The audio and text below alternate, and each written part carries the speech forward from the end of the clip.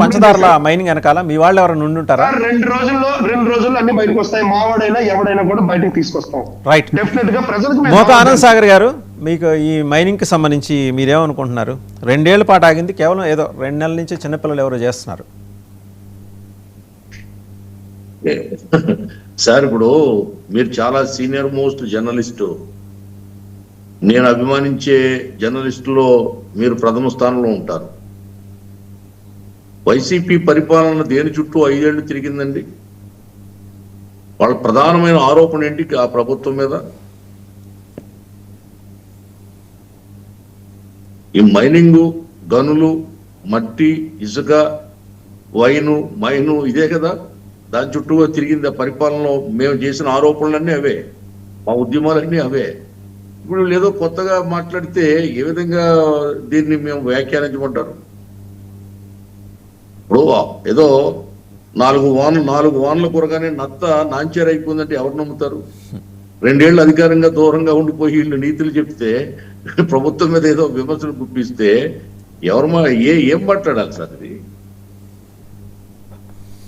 వాళ్ళ ఆరోపణలు పక్కన పెడితే అసలు మీరెందుకు ఎలో చేస్తున్నారు ఈ అక్రమ మైనింగ్? ఎందుకు మీరు బోల్డని హామీలు ఇచ్చారు కదా, మేము అధికారంలోకి రాగానే ధర్మం 4 పాదాల మీద నడుస్తుంది, ఇలాంటి చాలా చెప్పారు కదా. జనం అడుగుతారండి, అడిగినప్పుడు మీరు సమాధానం చెప్పాలి. అది నిజంగా అక్రమ మైనింగ్ ని కూటమి ప్రభుత్వం అనుమతిస్తుంది అనే విషయంలో నేను కూడా బాధపడుతున్నాను.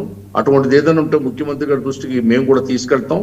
తక్షణం అటువంటిది ఆఫ్ చేయాలని తెలుగుదేశం పార్టీ సీఎం గారిని కోరుతాం, డిప్యూటీ సీఎం గారిని కోరుతాం, లోకేష్ గారు కూడా మేము తెలియజేస్తాం. సాధారణంగా ఇది సీఎం దృష్టిలో వచ్చి ఉంటే దీనిపై ఇప్పటికి సీఎం గారు గట్టిగా స్పందించి ఉండేవారు. ఇక్కడ ఏదో జాప్యం జరిగినట్టుంది.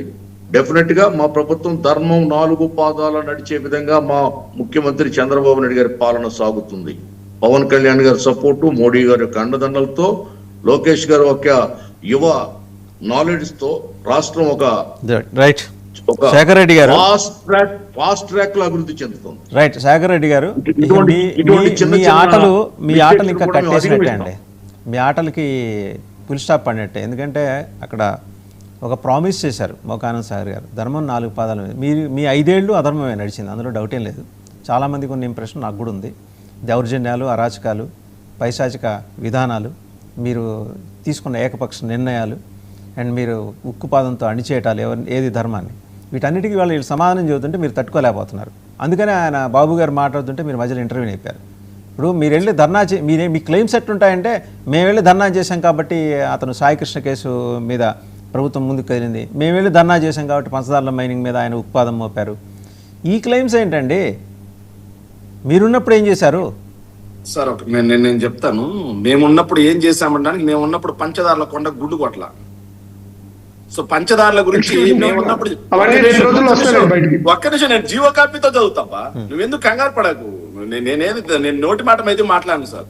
సార్, పంచదారుల కొండ ఏది, పంచదారులు వస్తాయి కాబట్టి పంచదారుల కొండ. అక్కడ ధర్మలింగేశ్వర స్వామి కొలువు అన్నాడు యమధర్మరాజు. అక్కడ ఏదైతే మన మోక ఆనంద్ సాగర్ అన్న హిందుత్వం కాబట్టి చదువుతున్నాం, యమధర్మరాజు అక్కడ కుష్ఠరోగం పోగొట్టుకోవడానికి నారద మహర్షి ఇచ్చినటువంటి సూచనల మేరకు శివలింగాన్ని ప్రతిష్ఠించి పూజ చేయడంతో కుష్ఠరోగం పోయింది. కాబట్టి ధర్మలింగేశ్వర స్వామి, పంచదారులు ఉన్నాయి కాబట్టి పంచలింగేశ్వర స్వామి అని దానికి పేరు. సో ఆ పంచదారుల కొండలపై నుంచి వచ్చేటువంటి వాటర్ ఏదైతే ఉందో, ఆ వాటర్ 15 ఎకరాల్లో రిజర్వాయర్ నిండుతుంది. దాని ద్వారా దాదాపుగా 2023లో వైఎస్ఆర్ కాంగ్రెస్ పార్టీ అధికారంలో ఉన్నప్పుడు ఏషియన్ పెయింట్స్ సిఎస్ఆర్ నిధులతో కూడా ఆ రిజర్వాయర్ ని బాగు చేయడం కూడా జరిగింది, కన్నబాబు రాజా లోకల్ ఎమ్మెల్యే. సో ఆ కొండకి వైఎస్ఆర్ కాంగ్రెస్ పార్టీలో ఉన్నప్పుడు ఏ రోజు మైనింగ్ కి అనుమతులు ఇవ్వాల. మైనింగ్ కి అనుమతులు ఇచ్చింది ఎప్పుడురా అంటే సార్ 2024 వీళ్ళు అధికారంలోకి రాగానే అనకాపల్లి ఎంపీ సీఎం రమేష్ కి అత్యంత సన్నిహితుడు ఎర్రగుంట్ల ఎవరైతే ఉన్నారో ఆయనకి, ఎవరు, విజయ్ కుమార్ నాయుడు, ఆయనకి మొట్టమొదటగా 2.5 హెక్టార్లు ఇచ్చారు సార్. తర్వాత ఈ ఏడాది మే 15న 4.9 హెక్టార్లు అనుమతులు ఇచ్చారు సార్. అందులో పర్యావరణ అనుమతులు పవన్ కళ్యాణ్ గారి శాఖ కూడా ఉంది సార్, నోటీస్ పాయింట్. ఇక మొత్తంగా ఆయనకి విజయ్ కుమార్ నాయుడు, ఎవరైతే సీఎం రమేష్ అత్యంత సన్నిహితుడు విజయ్ కుమార్ నాయుడుకి 7.14 హెక్టార్లు ఇచ్చారు సార్.